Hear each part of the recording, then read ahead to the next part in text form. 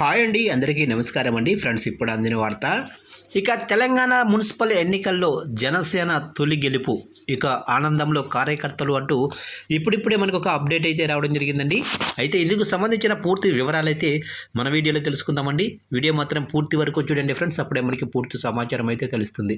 ఇక లేట్ చేయకుండా టాపిక్లోకి వెళ్ళిపోదాము.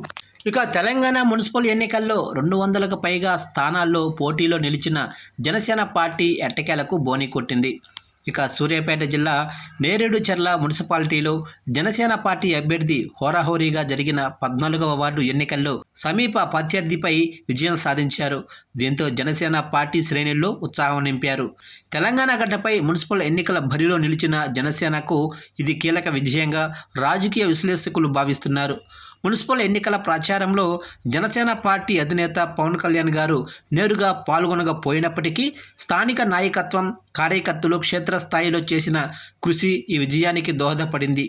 ముఖ్యంగా యువత, మార్పు కోరుకునే ఓటర్లు జనసేన వైపు మొగ్గు చూపటం ఈ ఫలితంతో స్పష్టమైంది. ఈ విజయం నేరేడుచెర్ల పరిధిలోనే జనసేన కార్యకర్తల్లో కొత్త ఉత్తేజాన్ని నింపింది. తెలంగాణలో బలపడాలని చూస్తున్న జనసేనకు ఈ వార్డు విజయం ఒక మంచి ఆరంభమని చెప్పవచ్చు.